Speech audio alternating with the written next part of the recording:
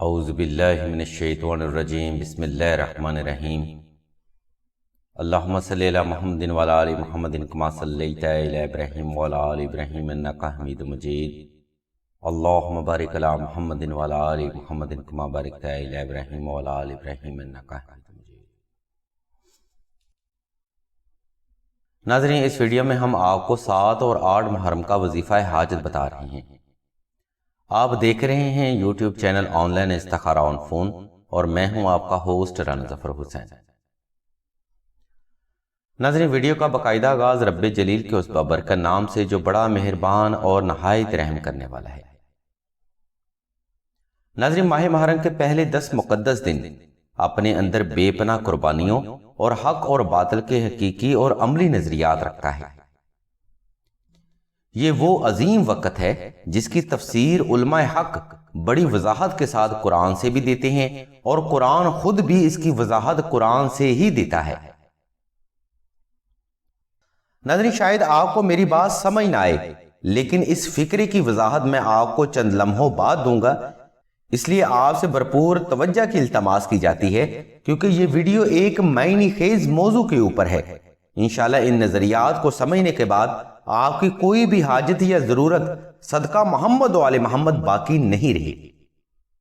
لیکن ابھی فی الوقت آپ توجہ سے 7 اور 8 محرم کا وظیفہ حاجت سنیں، تاکہ ویڈیو میں بتایا گیا عمل آپ آسانی سے کر سکیں۔ ناظرین، اس ویڈیو میں بتایا گیا عمل 7 اور 8 محرم کا ہے۔ یہ عمل شروع کرنے سے پہلے آپ نے 2 رکعت صلاۃ الحاجت نفل ادا کرنے کے بعد حسب تفیق صدقہ آل محمد کی نسبت سے ادا کرنا ہے۔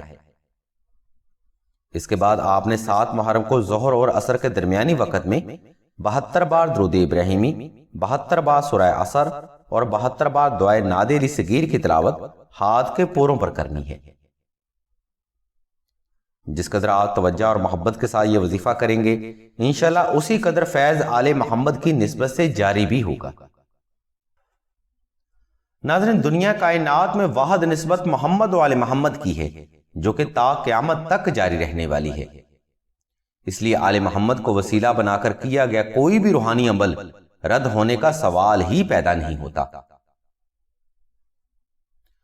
سلسلہ کے بزرگ فرماتے ہیں، سورہ عصر، درود ابراہیمی اور دعائے نادے علی صغیر 7 محرم کی افضل ترین نفلی عبادت بھی ہے اور حاجت پوری کرنے کا ذریعہ بھی ہے۔ انشاءاللہ اس عمل کی برکت اور آل محمد کی نسبت سے آپ کی ہر دلی حاجت اور مراد ضرور پوری ہوگی۔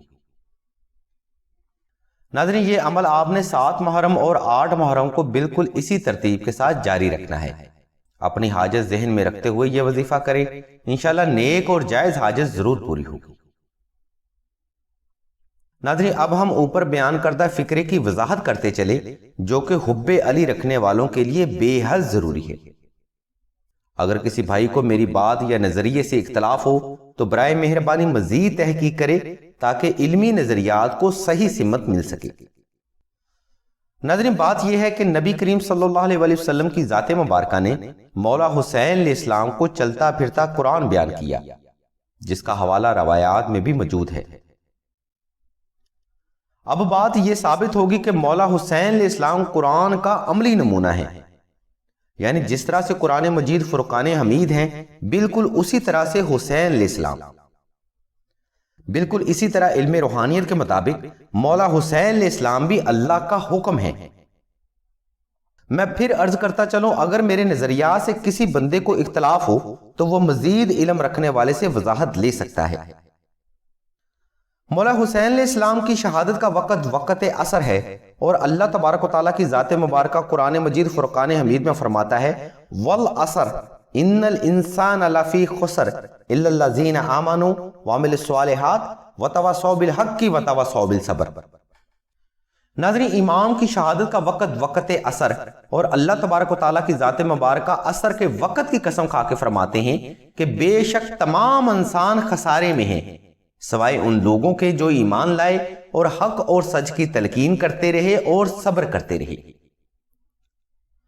ناظرین، یہ وضاحت ہے اس بات کی جو ہم نے اوپر بیان کی کہ جامعہ قرآن خود بھی اس کی وضاحت عملی قرآن سے ہی دیتا ہے، اور مولا حسین علیہ السلام چلتے پھرتے عملی قرآن ہیں، یہ وہ عملی قرآن ہیں جنہوں نے جامعہ قرآن اور اللہ کے حکم سے حق اور باطل کو الگ الگ کر دیا تھا۔